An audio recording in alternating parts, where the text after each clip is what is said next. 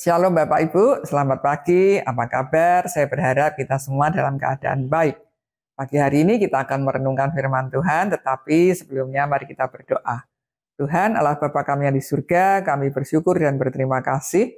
Kami akan bersama merenungkan firman-Mu, biarlah Tuhan yang memimpin dan menolong kami, supaya kami dapat mengerti dan dimampukan untuk melakukannya. Di dalam nama Tuhan Yesus kami panjatkan doa ini. Amin.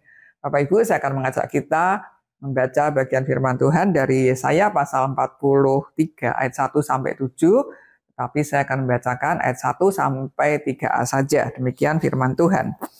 Namun sekarang beginilah firman Tuhan yang menciptakan engkau hai Yakub, yang membentuk engkau hai Israel. Janganlah takut sebab aku telah menebus engkau, aku telah memanggil engkau dengan namamu.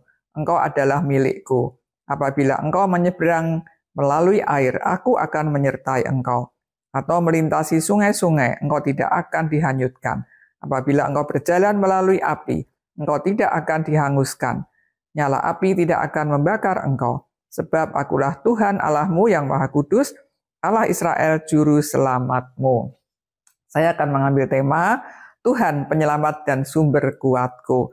Bapak Ibu yang kasih Tuhan, seorang ayah yang bijak dan mengasihi anaknya, pasti akan menghukum anaknya ketika anaknya melakukan kesalahan, ketidaktaatan, bahkan kurang ajar kepada orang tuanya.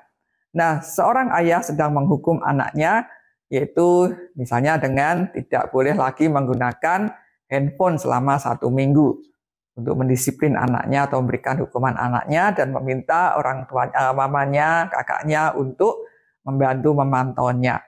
Nah, ayah yang bijak ini yang akan memberikan penghukuman kepada anaknya, juga yang akan membebaskan anaknya dari hukuman tersebut.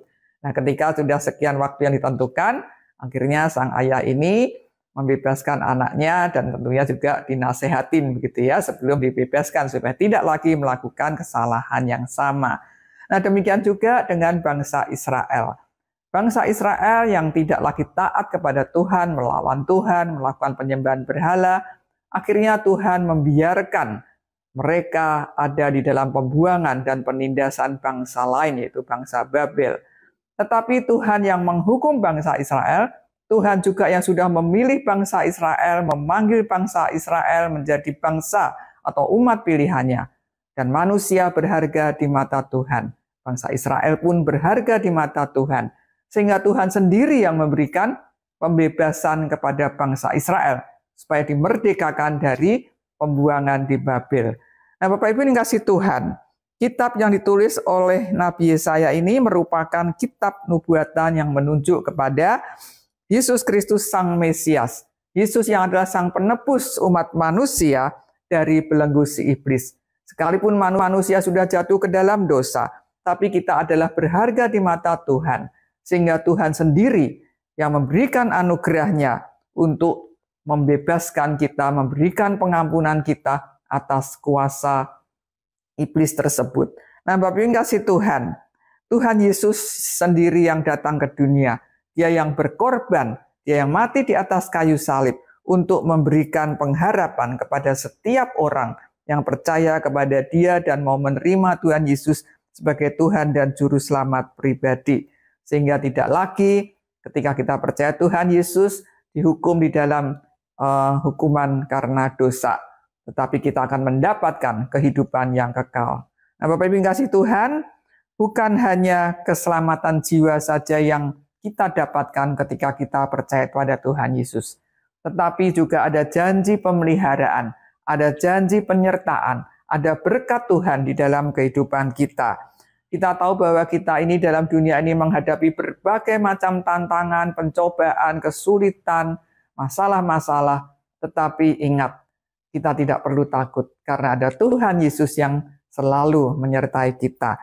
Nah, di minggu-minggu Prapaskah ini, kita diajak untuk mengingat akan kasih anugerah Tuhan yang begitu besar. Yesus Kristus yang sudah mati di atas kayu salib, yang sudah menderita untuk kita, menggantikan hukuman kita, tetapi Dia juga yang bangkit pada hari yang ketiga, memberikan kemenangan. Bagi Bapak Ibu yang masih mencari-cari akan keselamatan, keselamatan sudah tersedia bagi kita semua. Hanya maukah kita membuka hati kita, minta anugerah Tuhan untuk supaya Tuhan Yesus menjadi Tuhan dan Juru Selamat pribadi kita. Nah, bagi kita yang sudah percaya Tuhan Yesus, kita yang sudah menjadi anak-anak Tuhan, mari kita mengisi hidup kita, sisa hidup kita dengan melakukan kebenaran firman Tuhan.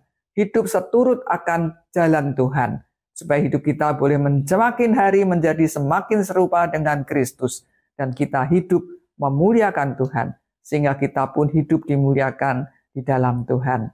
Amin. Mari kita berdoa. Tuhan, kami bersyukur dan berterima kasih untuk firman Tuhan yang boleh kami renungkan di pagi hari ini. Kembali mengingatkan kami akan kasih Tuhan yang begitu besar, anugerah Tuhan dalam hidup kami. Tuhan yang sudah datang ke dunia berkorban untuk kami, mengampuni akan dosa kami ketika kami sungguh-sungguh mau percaya dan menerima Engkau sebagai Tuhan dan Juru Selamat. Mampukan kami melakukan hidup ini, yaitu dengan hidup benar di hadapan Tuhan, memuliakan akan nama Tuhan. Terima kasih Tuhan, kami juga berdoa untuk saudara-saudara kami yang sedang bergumul dalam berbagai macam masalah yang ada. Biarlah Tuhan melawat mereka satu persatu, supaya mereka juga boleh diberi jalan keluar oleh Tuhan.